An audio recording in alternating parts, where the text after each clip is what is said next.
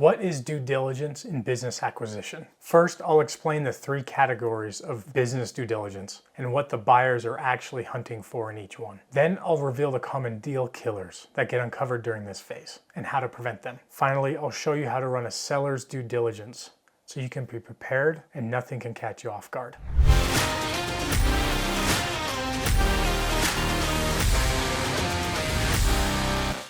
By the end of this video, you'll know exactly what a buyer will investigate during due diligence and how you can prepare so that you can sail through that process. So what is due diligence? You can view it as the buyer's homework as they want to buy a business. It is a deep, structured investigation to all aspects of the business they want to buy. It happens after the letter of intent gets signed, but before the purchase agreement gets executed. The goal, verify what the seller has represented is true and accurate. Identify risks and confirm the value of the business. A key component here is this is a standard process. It's not an adversarial process, even though it can feel that way. You're gonna get several dozen, if not over 100 questions or a couple hundred questions as you go through this process. It's important to not get defensive and to understand why the buyer is asking these questions. A solid due diligence program protects both parties in the transaction. For the buyer, it can reduce risk and validates the investment. For the seller, a clean due diligence process confirms your value,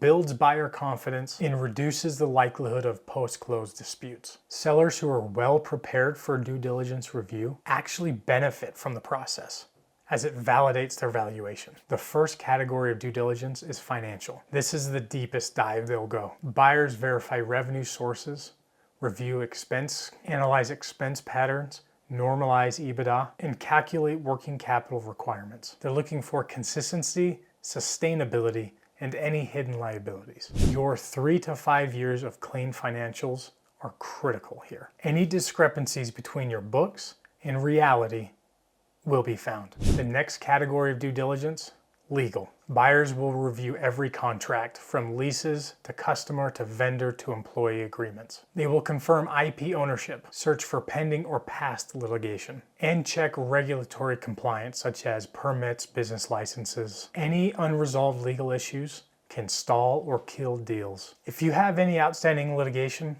IP issues, or compliance problems, resolve those well before you go out to market. The last category of due diligence, operations. How does the business operate day to day? Buyers will evaluate your tech stack, vendor relationships, employee structure, and operational processes. Key person dependency will be a major focus. If the business can't operate without you as the owner, that is a risk the buyer will price in, either through a lower multiple or potentially walk away from the deal. Common deal killers. What are they? And how can we prevent them? Revenue concentration. If most of your revenue or greater than 20% of your revenue comes from a single client or customer, that's a red flag. Undisclosed liabilities, environmental issues, key employee flight risk.